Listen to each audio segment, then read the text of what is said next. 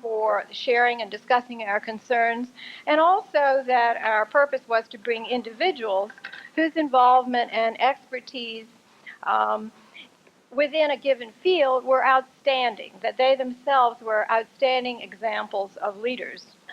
And I know we've succeeded in that regard because the speakers who are here this morning are the very best representatives of media, the press, corporate, government, educational, social service, and political sectors of not just this region, but our country.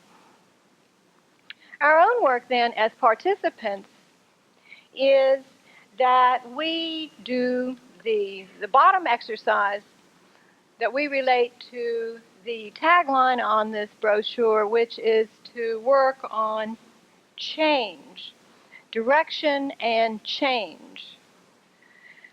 We ourselves then we become the agents of this change through the example of both our workshop leaders and their expanded thinking, their shared experience, but also through the training component that we have incorporated in today's program. And I think we're really off to a very good start. Almost everybody appears to have seated themselves now. I think the year is off to a good start. The decade is off to a good start. There's been an awful lot of change, hasn't there? Just mind-boggling change in 1990. The first 3 months, we've hardly begun the year, and change is occurring everywhere. When we open the headlines of USA Today, where Nancy is presenting world change, where we watch Maureen Bunyan every night, news reports live, we see dramas unfold, human drama. And one of the most exciting things has been the presence of women in these changes as global leaders. It's absolutely thrilling to see the successes of Violetta Chamorro, Benazir Bhutto, Corazon Aquino, Margaret Thatcher. Global. This is global. The South, the East, the Pacific Basin, and Europe. And furthermore, it's encouraging to me, as I'm sure it is to all of us women, that it demonstrates, first of all, the possibility of women to assume global roles in leadership, and secondly, reality. Women's presence in our global society. Women have always known that our voices could and should be heard, that our opinions would be and should be expressed if we're to influence the policies of our future or to redefine the values of society.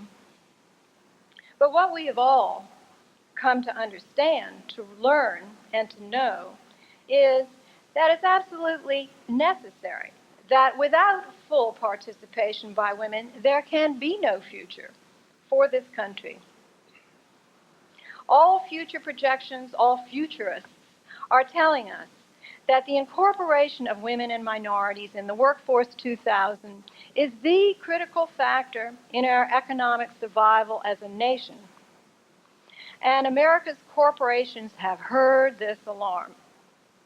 How many of you saw this article in the Thursday section of the Washington Post? It was a full page, here's our show and tell article about women, minorities, and DuPont Corporation. The story is about the restructuring of the DuPont Corporation hierarchy, and their new president has said that he wants his leadership to be changed in the next 10 years. He says that he's acting out of enlightened self-interest because action in the business world is motivated by two impulses: the profit motive and the uncertainties of the future. And both of these were operant in his decision to identify women and minorities and to take advantage of the multicultural forces in restructuring and responding to the demographic trends of our global world. The days of women as a minority in the workforce are over. Already occurring in the business as well as the government sector is change. In the past 2 decades, women have taken over 2/3 of the millions of new jobs that have been created by the information age. and they will continue to do so. Women are starting new businesses twice as fast as men. As workers, professionals, and entrepreneurs, women dominate the information society. One theory, that of critical mass, I'm sure we've all heard of it, is that the very presence of women is sufficient to bring about the kinds of changes that make it possible for them to be full participants in the labor market. That is, to keep them as workers. Daycare, family and medical leave, flex time, pay equity, all the historical stumbling blocks that have made it difficult for women to progress. But one of the most exciting new concepts being proposed by futurists is that of leadership styles. To be a leader in business today, it is no longer an advantage to have been socialized as a white male. Although we may not fully realize it yet, men and women are on equal playing field in corporate America, with women even at a slight advantage, since they don't know and don't have to unlearn all the old authoritarian, rigid, hierarchical forms of militaristic behavior. They don't have to run their departments or companies like this. No longer will be power based on authority, but rather on affiliation, inclusion, and collaborative styles of leadership. Not this, but this.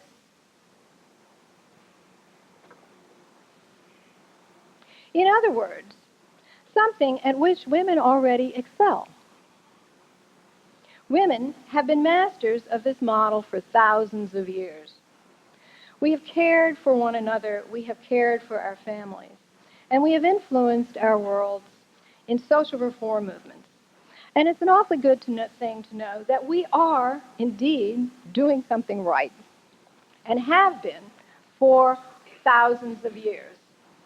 But change is also difficult, especially changes in attitude, in thinking.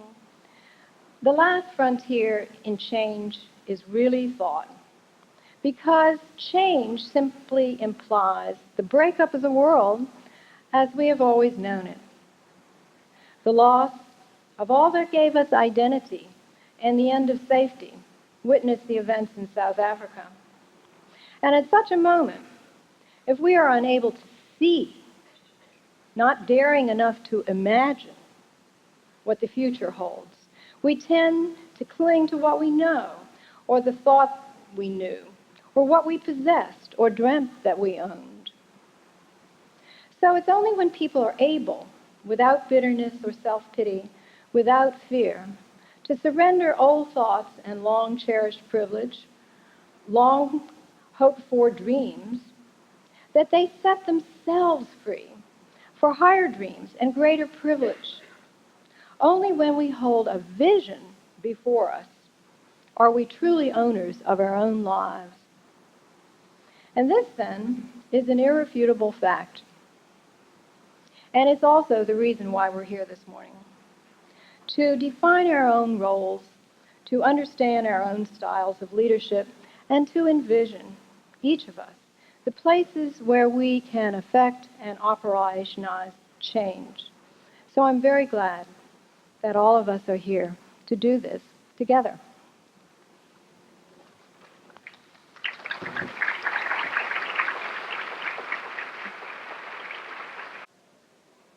We have a star-studded roster up here who are ready to share their experience, their ideas, their excellence, and their expertise with us. So if everyone could be seated, we'll begin.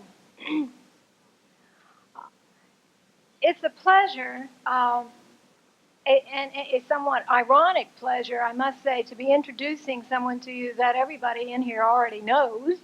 That is to say, Maureen Bunyan, who is our panel moderator for the discussion that we're having this afternoon, the pulling together, the identification of issues, and the response of our experts who are dealing with some of the things that are concerns of us all.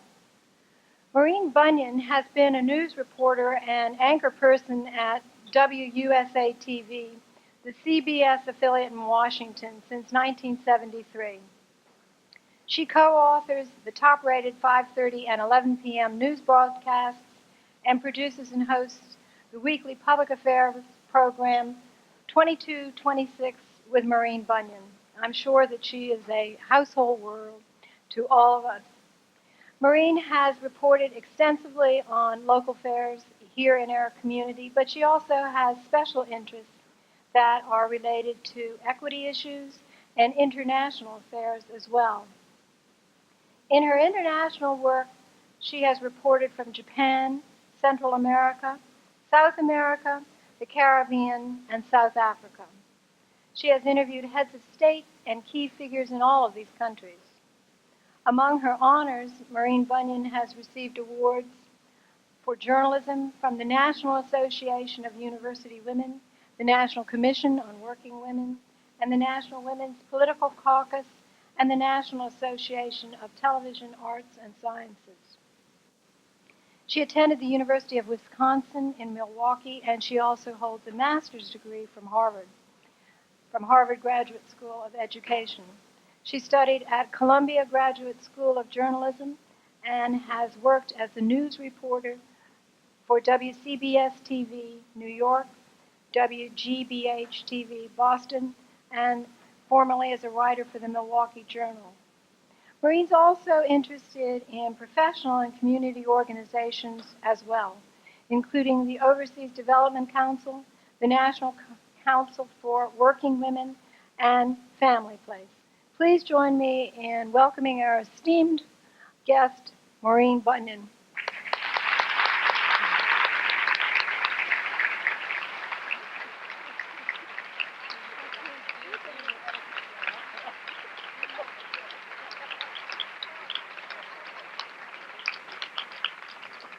I told Judith that if I were an editor, I'd have to have edited that bio, but I'm glad she didn't. Thank you very much, Judith. I am so happy to be here, both because of personal reasons and also professional reasons. I have had the privilege of meeting Judith and Betty George and some of the other people who work with the Northern Virginia Women's Center, and have had a short association, but a very impressive association with them. And after seeing this gathering today, I hope the association will continue. I think that they're obviously doing a wonderful job of reaching out to women and finding and identifying women who, like yourselves, have got some specific goals in life and specific ambitions and are working toward them, as well as working toward making our communities in which we live a better place in the process. This panel is called A Vision for the 21st Century. And the women on the panel are excellent examples of women who've certainly achieved in each of their fields and who also have some very specific things to say about what our lives may be like in the next decade and how we can prepare for the next century. It is a little frightening to me to use the words, let's get ready for the next decade, much less let's get ready for the next century. But the truth is that we certainly hope all of us in this room will be here in the year 2000. We hope we'll all be healthy. We'll hope that we all will have satisfied some of our goals, and will also continue to be leaders in our communities as we literally enter the next century. Thinking about entering the next century is also important because many of us are training the leaders of the next century, our young people, and in order to train them and to help them focus on what they have to face as adults and leaders, we have to be focused and we have to face those issues today. The format for our panel is quite simple. I would like to introduce each panelist separately, and I am going to ask a specific question of each panelist. They will each come forward and respond for about 5 minutes to the question. After we finish, they'll be seated, and we will ask a universal question or questions of the panelists, and then open the floor to questions from all of you. We have a microphone up here near the podium, and I believe we have another one in the back of the room So I'm sure that as you listen to what our panelists have to say, many questions will come to your mind. Please jot them down and get ready for our discussion at the end of the panel presentation. The first panelist I'd like to introduce is a young woman who has a last name that has recently become a household word in Virginia. Megan Byer is married to Don Byer, who was elected lieutenant governor of this state, of this Commonwealth, last November. Megan worked very hard in Don's campaign, and she offered some very specific and important contributions in the process because of her background and training in television journalism. For 5 years, Megan worked for Media General Cable of Northern Virginia, and now, while she's based in Richmond, she's continuing to work in broadcasting with the CBS affiliate station there and with ESPN's Nation's Business Today. This afternoon, we've asked Megan to do some double duty. She is going to speak both for herself and for her husband, the Lieutenant Governor of the Commonwealth of Virginia. Megan, the question we'd like to pose to you is, the Commonwealth of Virginia currently has 11 female members, up from 2, I believe, as Dorothy McDermott mentioned, in its 100-member House of Delegates. The Commonwealth has 3 female state senators out of 40, and a woman, Mary Sue Terry, in the executive branch. At this time of unprecedented political change in Virginia's history, what is the agenda and commitment to women of the Commonwealth's new administration? Megan Byer.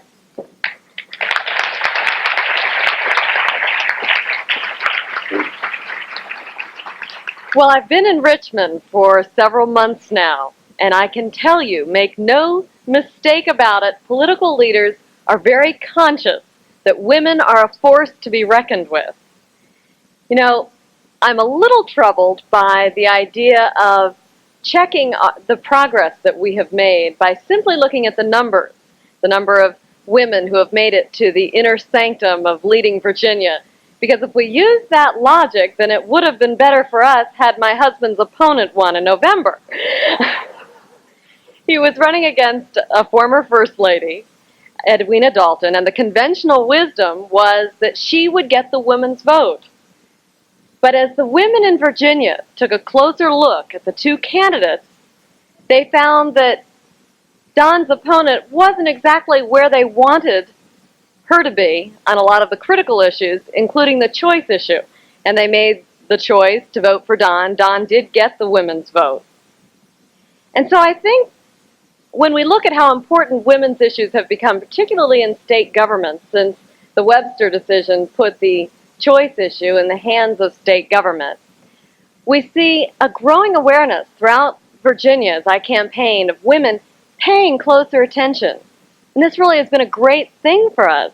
I remember on Election Day when we came into Richmond, we stopped at the toll booth, and Don asked the woman there if she had voted yet. And she said, "Don Byer voted. I've been praying for you all week."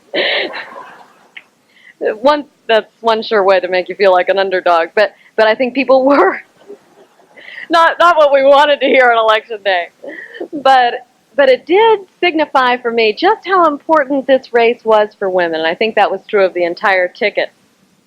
And it also taught me that having a woman and a man running for office and suddenly realizing that the man who was running was actually on the better side of women's issues as far as I was concerned, that we really cannot make any assumptions. One of the first speaking engagements that I had working on Don's campaign, I quit my job in June when he won the nomination, they sent me out on the road to speak to a women's Democratic club. And my assumption was that they would be very interested in the issues that I consider to be women's issues, child care, parental leave, the choice issue, certainly. So I got together with Don, and I started asking him about where he stood on these women's issues.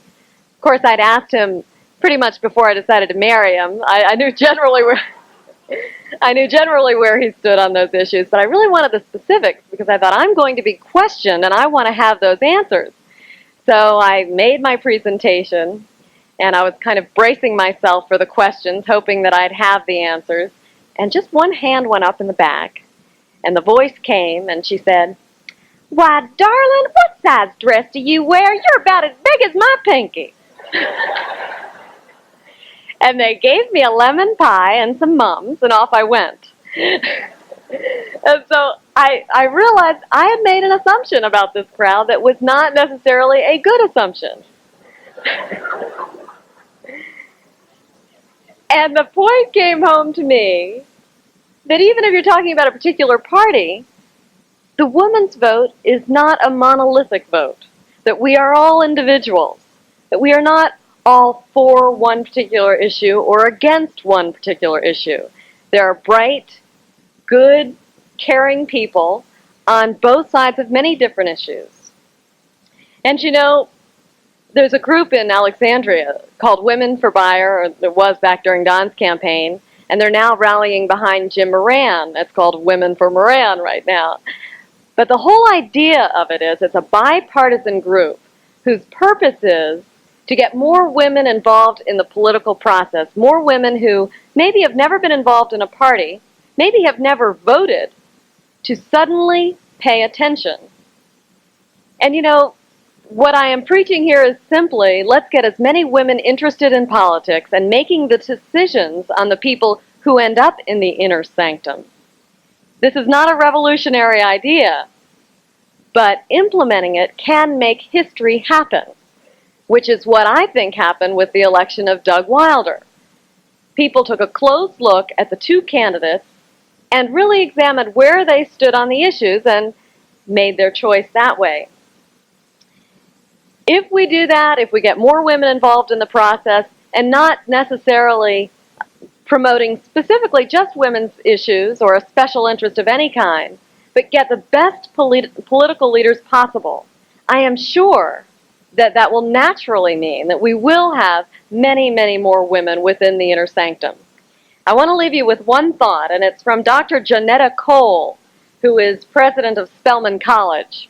And she was speaking of women, and she said, as women, we must respect our differences.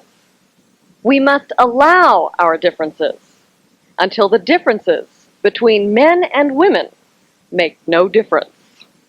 Thank you very much.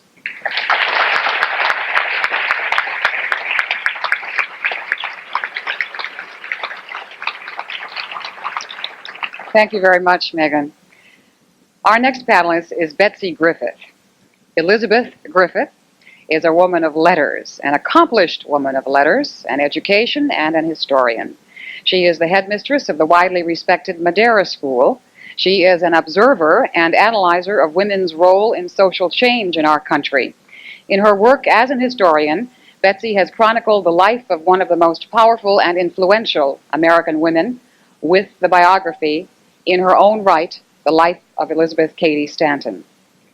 Betsy, the question we have for you this afternoon is, we have heard you say that all the major social movements of this country, including temperance, suffrage, and changing child labor laws, have come about because of women's passionate concern and women's leadership for reform. Where and how do you envision women will affect the issues of the coming decade? Betsy Griffith.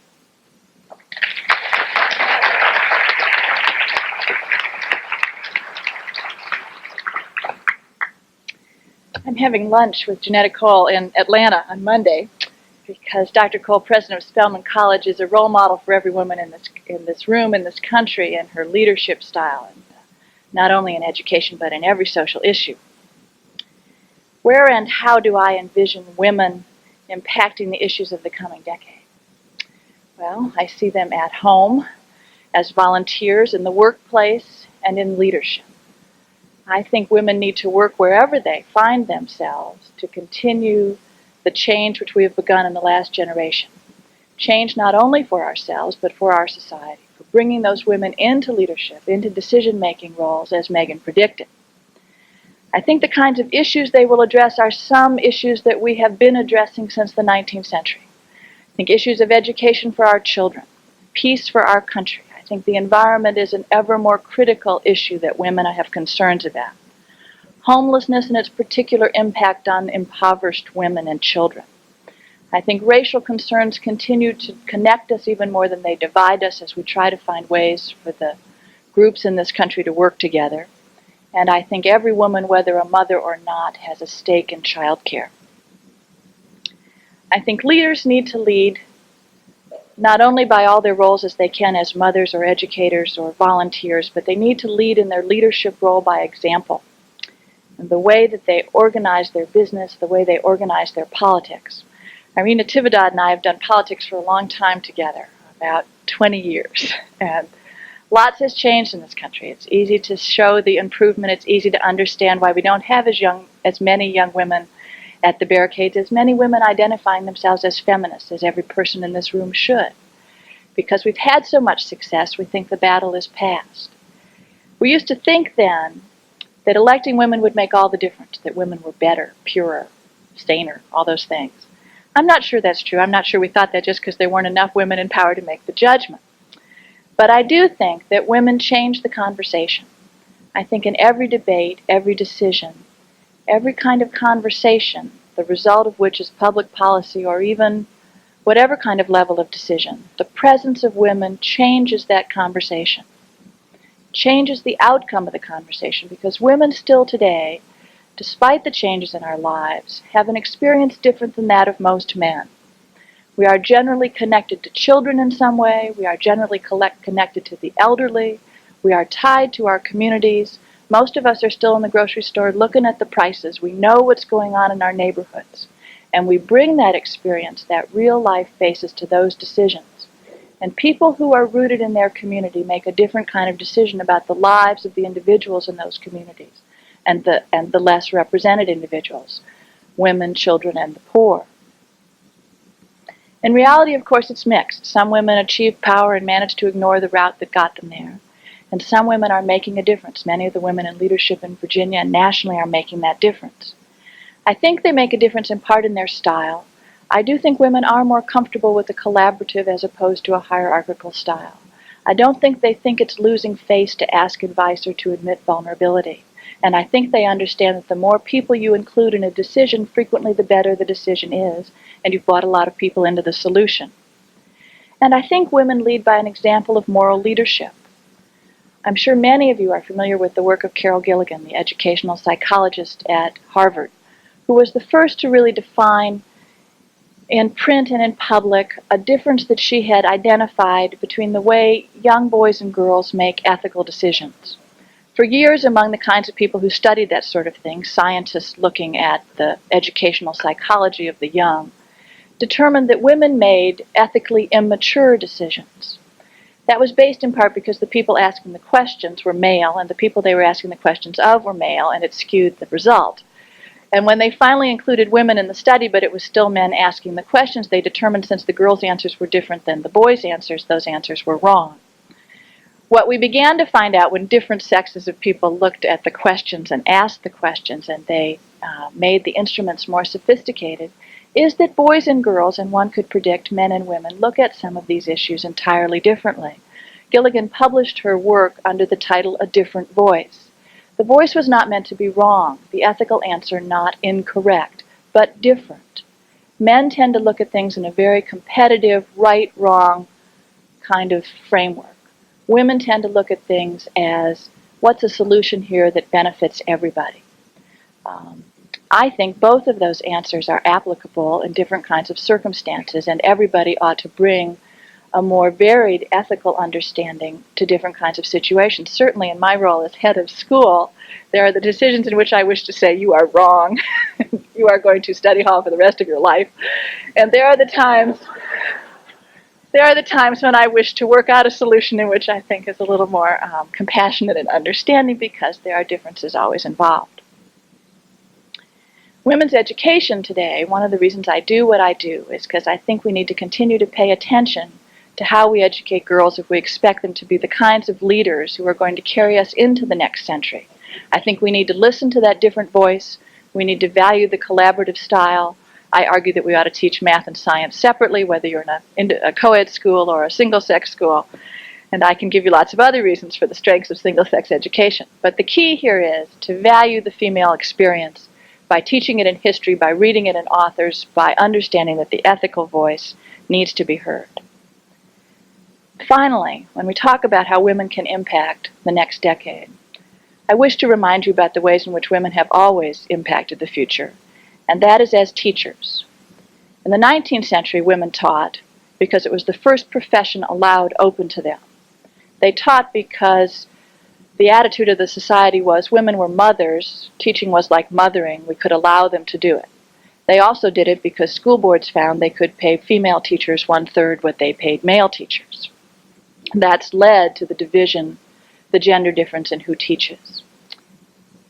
I would argue that as many more opportunities have opened up for women, as we are now bankers and executives and astronauts and all the kinds of roles that are represented in this room today, we can't forget or undervalue how important that teaching was. Many of you perhaps taught and then went on to something else. Perhaps many of you have never taught and never thought about it. I urge you to think about it. Think about it in your future retirement. Think of it in your volunteer role as being a Head Start tutor or a classroom tutor or a Sunday morning, Saturday morning tutor. Children in this world, in this community, in this very neighborhood need all that backup from adults who can support them. Our moderator has done a lot of that in her private time, and if she can do it, the rest of us can find time for that too. Frequently when the name Madeira School is mentioned, people in this neighborhood immediately have Jean Harris flash across their mental screen. I still haven't figured out how to deal with that because as a historian I find that past history. But at Madeira School, twice a year, our students and faculty collect clothing and goods and cosmetics, and we send them off to Bedford, which is the minimum security prison where Mrs. Harris is serving her term, for both the prison inmates and the mental hospital inmates who are associated with that prison. And Mrs. Harris writes us back a thank you note, and I read her most recent note at an all-school assembly 2 weeks ago. I read it in part because we had declared February Faculty Appreciation Month, and we were going square dancing and offering them tea and giving them balloons and flowers, and we're trying to make teachers feel rewarded in the job that they do. But I read it because of the poignancy of her appeal. She works now, you know, with the children of the prisoners who are allowed to stay with the prisoners until they are 6 months old, and then they are brought in for weekend and weekly visits and housed in the neighborhood. And a lot of her program also is to train these women who are inmates in how to be good mothers. A lot of them didn't know they were pregnant, have no idea about being mothers. So it's a heavy-duty responsibility, and I believe she finds it depressing. She wrote that it was hard to do day after day after day. But the heartbreak was that many of these lives could have been saved early on had there been Head Start instructors, had there been education, had there been care in this community. I don't want us to rush so fast into the next century that we forget the obligations of this one. So I urge you to take your teaching roles seriously. Thank you.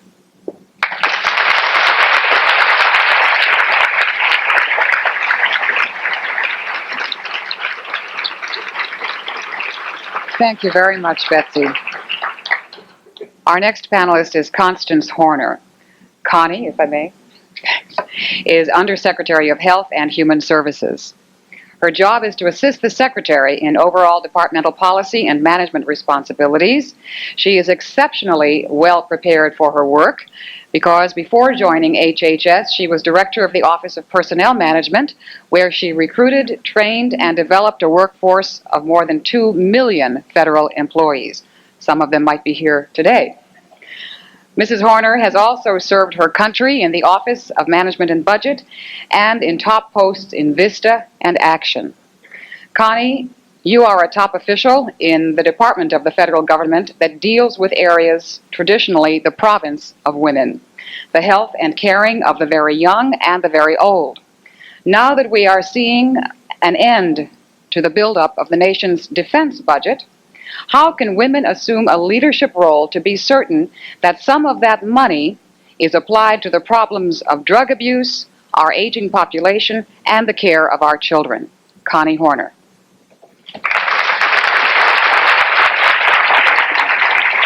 Thank you.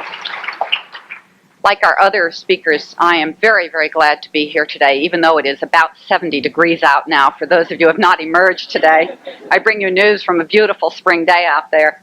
This is worth it.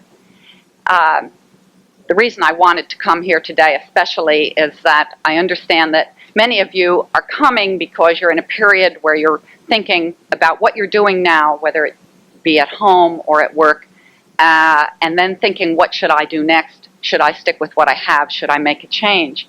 And I am one of those women now of a certain age, and I see a few this old in the audience, who confronted the prospect of leaving home and going out after a period of time at home, and spent time at home with children, spent time teaching school, perhaps the best time I've ever spent, and spent time as a part-time worker, spent time as a volunteer, spent time in political campaigns, unremunerated, hustled for different jobs and appointments, have had a number of them, and now have the experience of sitting in a boardroom every morning and helping make some pretty big decisions over a lot of money and a lot of aspects of American life. And I guess I wanted to come here today so that during the question and answer period I might have the opportunity, if it arises, to encourage some of you to go through the agony and torture I experienced along the route so that I may have company. I was thinking about Maureen's question a moment ago, and thinking of last Wednesday when I left my rather sterile boardroom type office experience and went to Florida for a day which I thought was going to be a personal family visit. I had not been to see my brother and his family in Florida since they moved there 10 years ago. They'd always come north.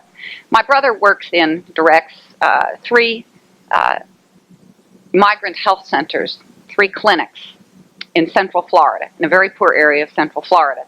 These are federally funded clinics. And I guess my brother and I have reversed the traditional roles Maureen talked about when she referred to the traditional women's concerns of health and welfare, because I am a sort of numbers crunching, artificial, sterile policy-making type now who has to deal with paper. And my brother is there in the clinic with the people who are in need of the goodness of the people he works with and in need of their medical assistance.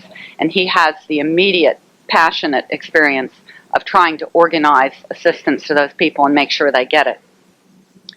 And as I had this experience of greatly envying my brother, I had to discipline myself, because I was thinking my brother had the good part of work, the good kind of work where you can see the good you do.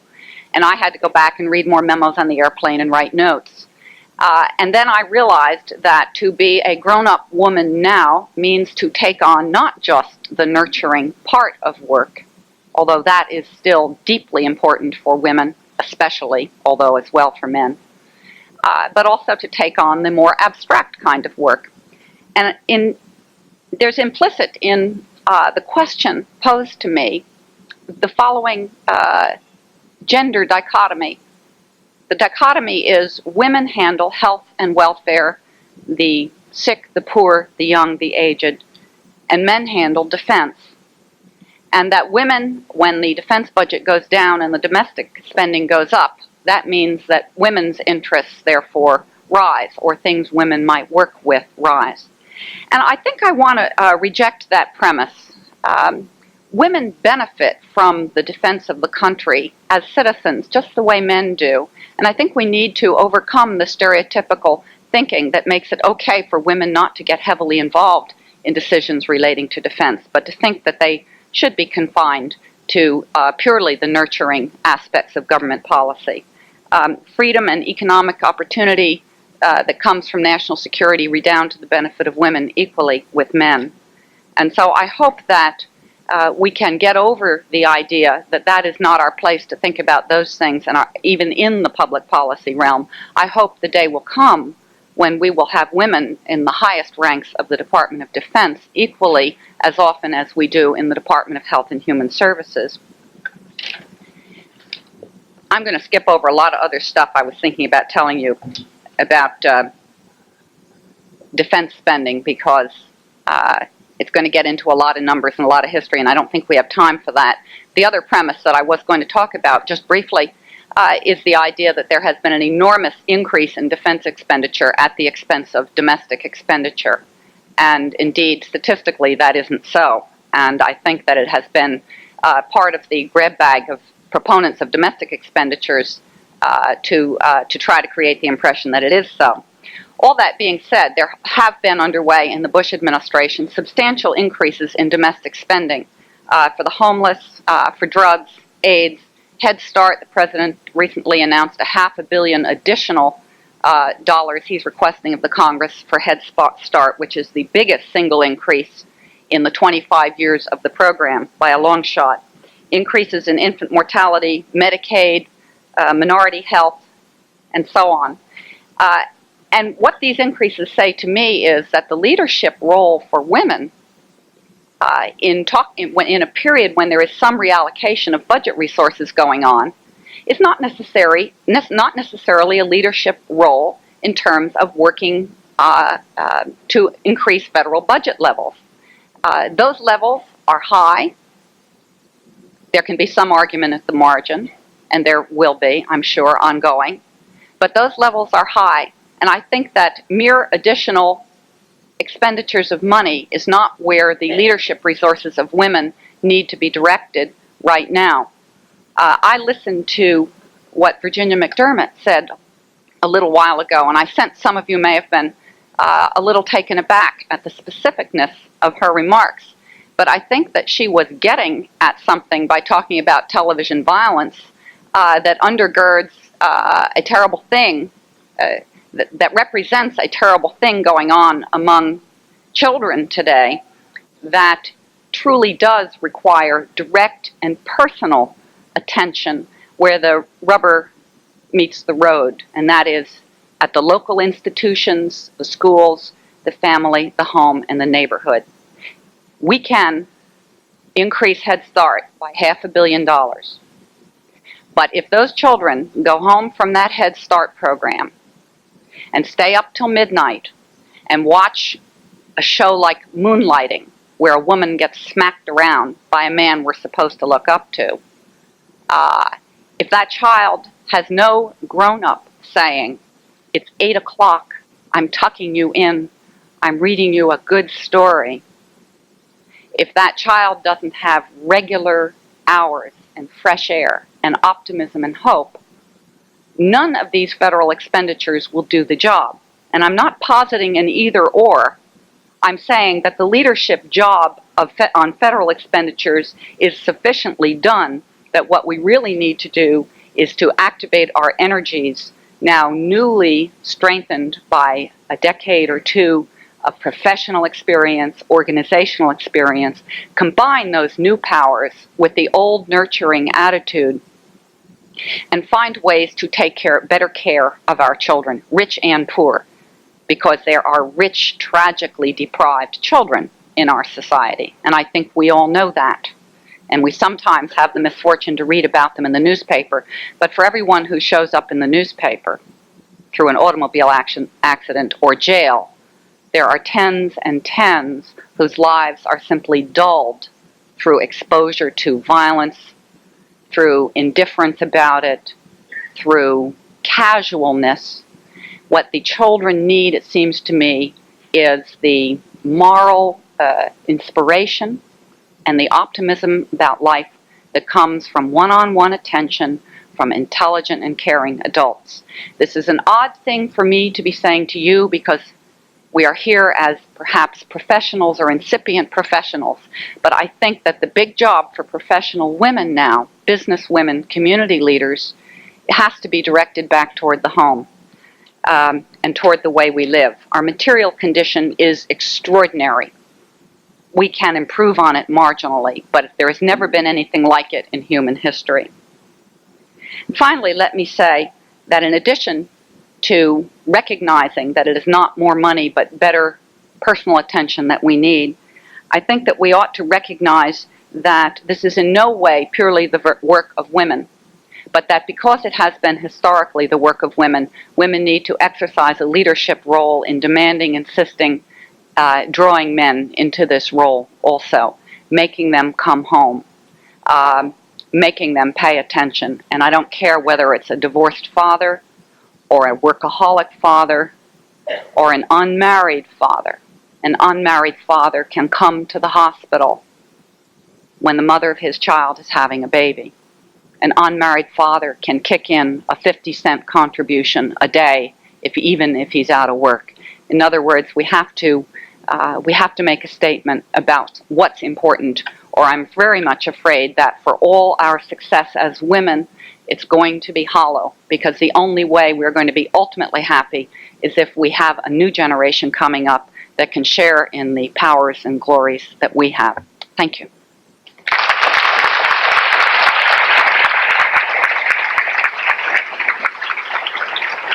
Thank you very much, Connie. Our next panelist is Sue Chemnitzer. Sue is what I have called a science administrator.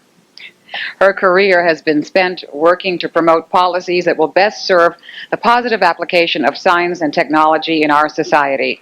She's currently the executive director of the Task Force on Women, Minorities, and the Handicapped in Science and Technology. That long title means that her job is to develop a long-range plan for broadening participation by women, minorities, and the handicapped in science and technology. Sue, the question that we are posing to you today is, your task force has come to many startling conclusions about this country as a leader of the technological and industrialized world. By the year 2000, 85% of all new entrants to our workforce will be minorities and women. These two groups have traditionally held low-paying service sector jobs. How can we change this historical point of entry into the job market, become more competitive, and meet the demands of the labor market? Sue Chemnitzer.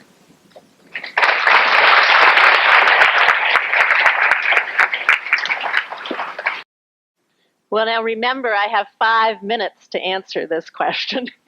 And for those of you who know Betty George, you'll find it perhaps share my view that it is particularly ridiculous that Betty's the one who told me I only have 5 minutes to talk.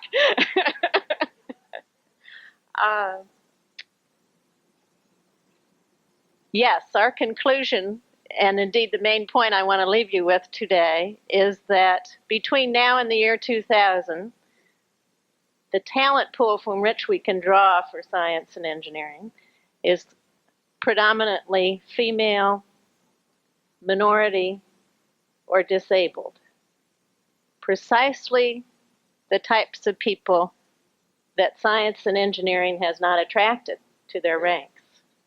And remember, we need to think about layering this fact on top of the trend that our economy, our whole lifestyle, is becoming increasingly technologically based. And you add to that the demographic fact that we have many fewer young people in our population available to come into this increasingly technological business world. And you hopefully get the point that one can see disaster looming. Besides this quantity problem, which I raise, we have a quality problem in this nation with simply the quality of our math and science education for everyone. And indeed, I'd like to commend the president and the governors, hopefully been following the tremendous process that's been underway. It began in Virginia with the Governor's Summit with the President to set new national goals for education. I hope you followed the fact that in the State of the Union, the President announced his education goals, which include, right among the top items, math and science education. So all of these national trends, if I might bring them